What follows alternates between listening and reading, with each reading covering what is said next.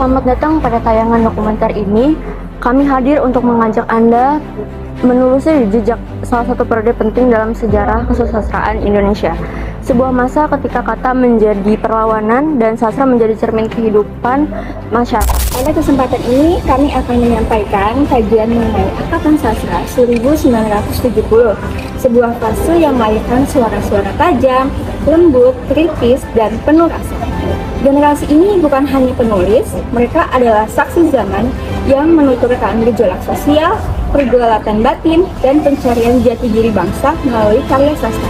Tujuan dari video ini menghadirkan sebuah pemahaman, sebuah pelajaran yang mendalam mengenai latar sejarah sastra Indonesia, terutama pada tahun 70-an, serta menghadirkan sosok-sosok penting yang berpengaruh serta berkarya pada zamannya.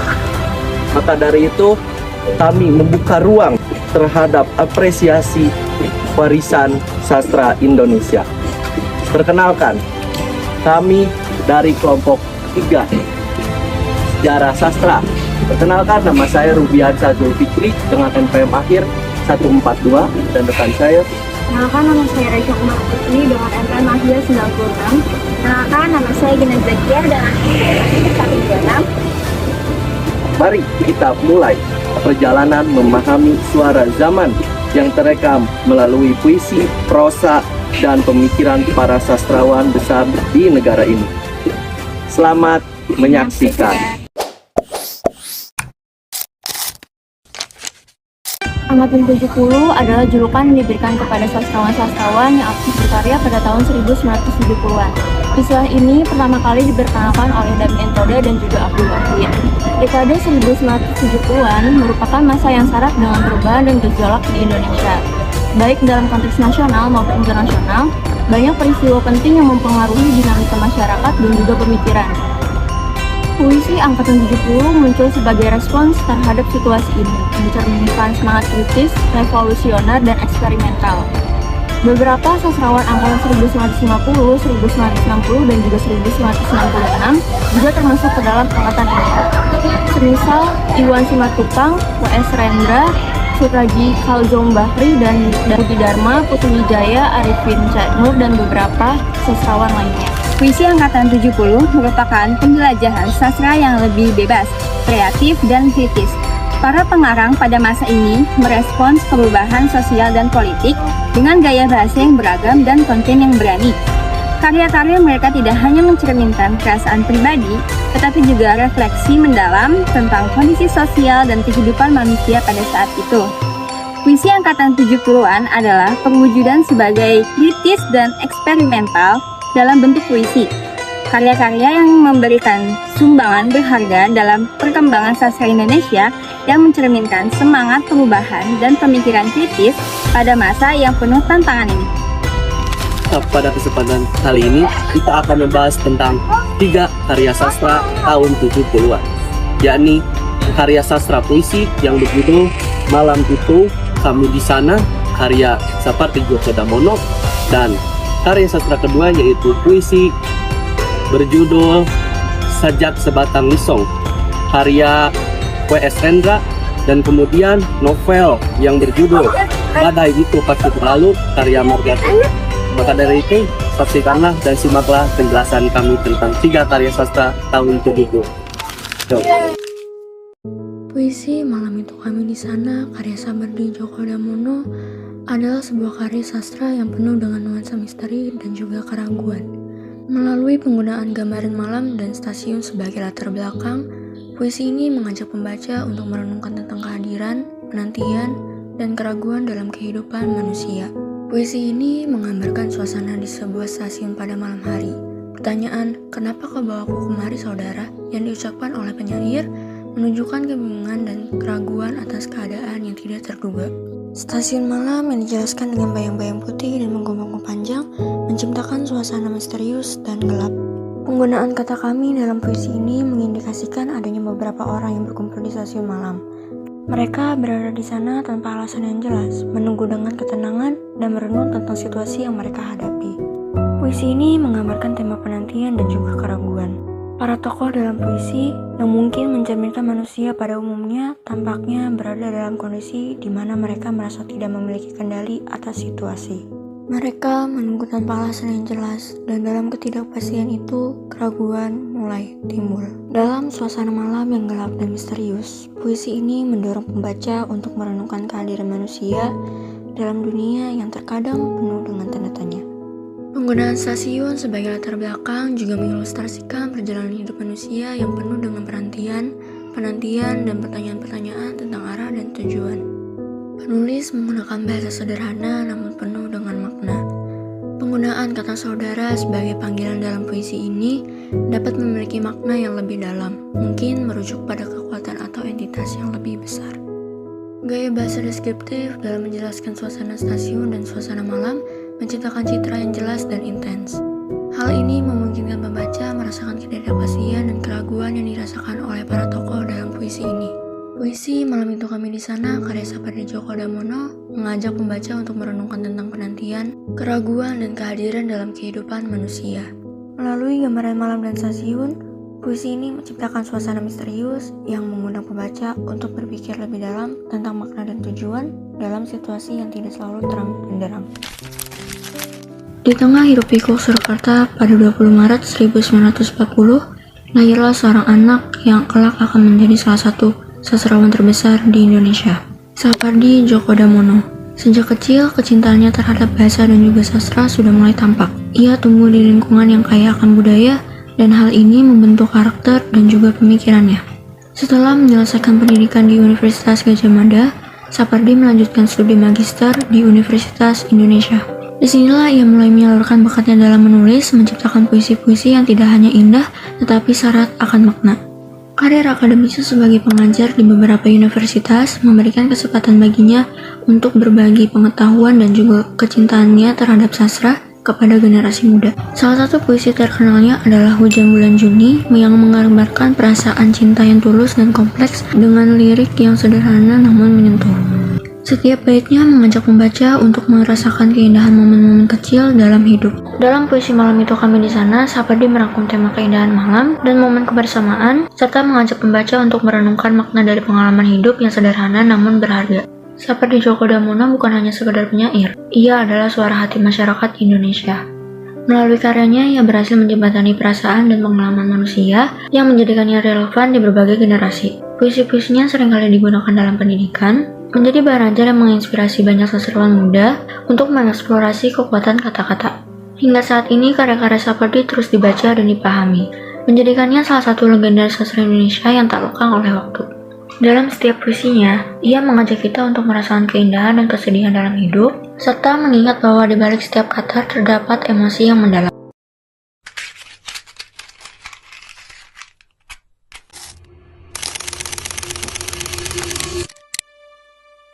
Puisi ini ditulis oleh W.S. Rendra pada masa awal Orde Baru, sekitar tahun 1970-an.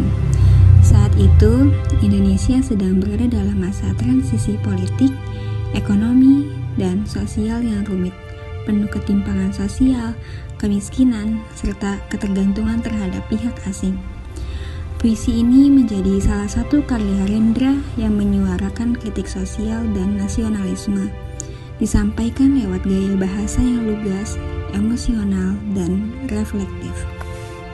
Makna umum dari puisi Sajak Sebatang Lisan menggambarkan kegelisahan penyair terhadap kondisi bangsa Indonesia yang mengalami kemerosotan moral, kehilangan arah, dan ketergantungan pada kekuasaan serta kapital asing. Melalui citra Sebatang Lisan, pokok murahan, Rendra menyimbolkan rakyat kecil sederhana, tertindas, dan sering diabaikan. Dari Sebatang Lisan, penyair merenungkan nasib bangsa yang terlena oleh modernisasi semu, tetapi melupakan nilai-nilai kemanusiaan dan keadilan sosial. Kesimpulan dari puisi Sajak Sebatang Lisan adalah cermin kegelisahan seorang intelektual dan seniman terhadap kondisi bangsa. Rendra menggunakan bahasa sederhana namun tajam untuk membangunkan kesadaran nasional dan kemanusiaan. Lisong hanyalah itulah lahir refleksi besar tentang harga diri bangsa Indonesia.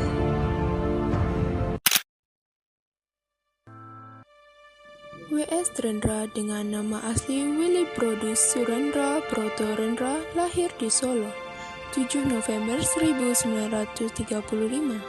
Ia penyair ternama yang kerap dijuluki sebagai burung merak.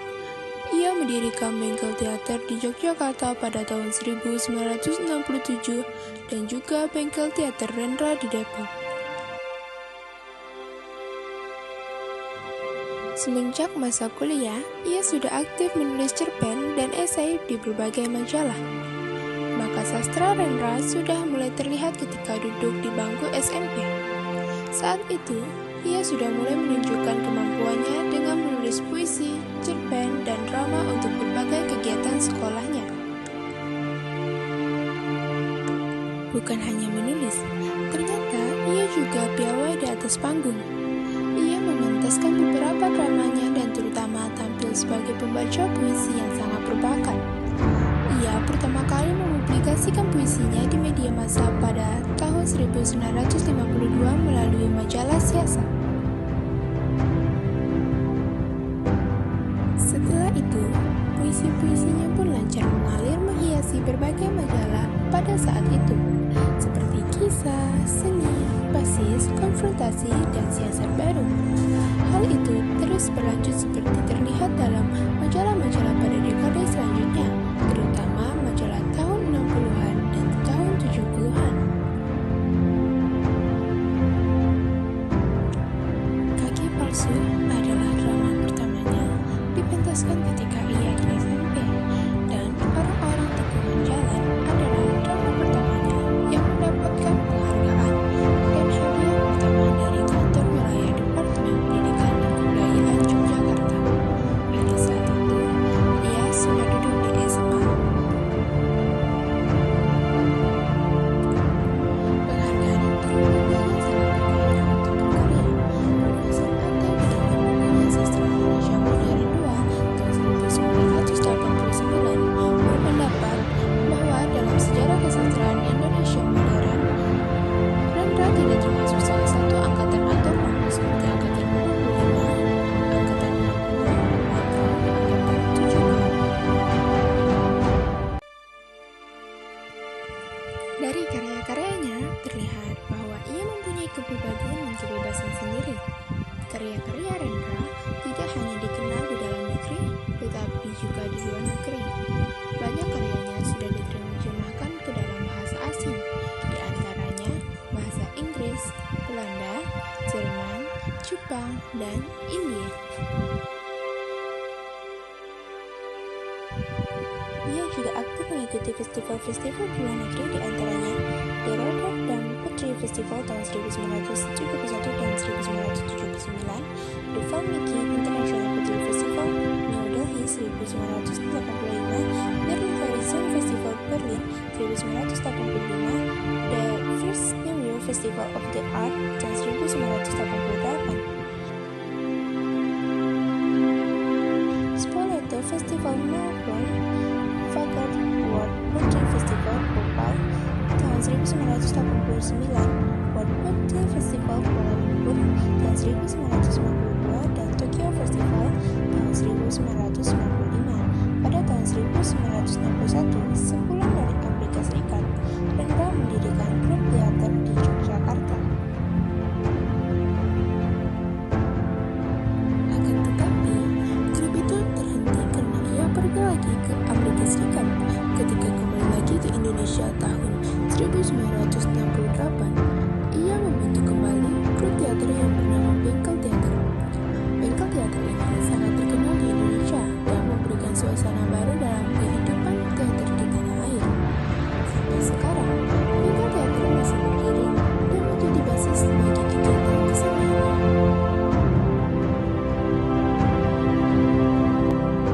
Margate yang memiliki nama asli Margaret Cecilia Lee lahir di Jakarta pada 27 Januari 1943. Dia berasal dari keluarga keturunan Tionghoa. yang memberikan warna tersendiri dalam perjalanan hidup dan karyanya. Sejak kecil, Margate menunjukkan minat yang besar terhadap dunia tulis-menulis. Pada usia 14 tahun, dia menulis untuk majalah di sekolahnya, mengasah bakatnya dan menggali kreativitasnya dalam bercerita. Setelah menyelesaikan pendidikan di masa SMA pada tahun 1962, Margate melanjutkan studinya di Fakultas Kedokteran Universitas Trisakti. Dia berhasil meraih gelar dokter, sebuah pencapaian yang menakjubkan dedikasi dan kerja kerasnya. Namun, meskipun berkarir di bidang kedokteran, hasratnya untuk menulis tidak pernah padam. Karir menulis Margate mulai mendapatkan perhatian ketika cerpen pertamanya yang berjudul Kamar 27 dimuat di surat kabar saat ia berusia 21 tahun. Ini menjadi titik awal bagi Margate untuk menapaki dunia sastra Indonesia. Sebagai seorang penulis, ia bergabung dengan komunitas penulis Indonesia Tionghoa, di mana ia menemukan identitas dan jati dirinya sebagai bagian dari kelompok etnis yang seringkali terpinggirkan. Meskipun bakat kepenulisannya berkembang, tapi di bawah pemerintahan Presiden Soeharto, Margate banyak sekali menghadapi tantangan yang begitu besar. Pada masa itu, pemerintah melakukan tindakan penekanan terhadap komunitas etnis Tionghoa yang membuat karya-karya penulis dari latar belakang tersebut jarang mendapatkan perhatian. Namun, Margate tetap melanjutkan karyanya, menulis dengan tema yang lebih aman seperti roman remaja yang dianggap tidak berbahaya oleh pihak berwenang. Salah satu karya terkenalnya adalah novel berjudul Badai Pasti Berlalu yang diterbitkan pada tahun 1974. Novel ini menggambarkan perjalanan emosional dari kehidupan sehari-hari serta mencerminkan pengalaman dan tantangan yang dihadapi oleh generasi muda pada masa itu. Meskipun tidak membahas isu politik secara langsung, karya-karya Margate tetap memiliki dampak yang mendalam bagi pembaca, memberikan inspirasi dan hiburan. Novel ini menceritakan perjalanan emosional seorang gadis bernama Siska menghadapi patah hati yang mendalam setelah tunangannya secara mendadak membatalkan pernikahan mereka. Pengkhianatan ini menjadi semakin menyakitkan karena tunangannya memilih untuk menikah dengan salah satu sahabat terdekat Siska. Rasa sakit dan kehilangan yang dialaminya membuat Siska merasa hancur dan tidak berdaya. Sebagai reaksi terhadap pengkhianatan yang menyakitkan, Siska memutuskan untuk berhenti dari pekerjaannya, mengasingkan diri di villa keluarganya. Di sana dia harap bisa menemukan ketenangan dan menghindari ingatan pahit tentang cinta yang hilang. Namun, hidupnya berubah ketika ia bertemu dengan Leo, seorang pria merupakan teman dekat kakaknya. Leo dikenal sebagai calon dokter yang tampan dan karismatik, tetapi juga terkenal sebagai seorang playboy yang mudah menaklukkan hati wanita manapun. Dia dijuluki Don Juan oleh teman-temannya. Di tengah kesedihannya, Siska bertemu dengan Helmi, seorang karyawan ayahnya. Helmi ternyata membawa masalah baru ke hidupnya. Dia mengetahui rahasia besar tentang keluarga Siska dan mengancam membocorkannya jika Siska tidak mau menikah dengannya. Ancaman ini membuat Siska terjebak dalam situasi yang sulit dan ia harus menghadapi tekanan yang sangat berat. Kehidupan Siska berubah menjadi semakin rumit. Satu persatu masalah datang menghampirinya dan ia harus berjuang keras bertahan menghadapi semua cobaan yang menimpanya. Dalam perjalanan emosional yang penuh lika-liku ini, Siska belajar tentang cinta, pengkhianatan, dan kekuatan untuk bangkit dari keterpurukan. Pada novel ini, melalui setiap tulisannya, Margate tidak hanya mengekspresikan dirinya, tetapi juga mewakili suara komunitas Tionghoa yang seringkali terabaikan. Ia menunjukkan bahwa meskipun berada dalam situasi yang sulit dan rumit, kreativitas dan semangat untuk berkarya tidak akan pernah padam. Dengan demikian, karya-karya Margate tetap dikenang sebagai salah satu tulisan yang penting dalam sastra Indonesia yang berhasil menciptakan karya-karya yang relevan dan bermakna bagi masyarakat. Teruslah membaca dan memahami sejarah. Terima kasih telah menyaksikan dan sampai jumpa.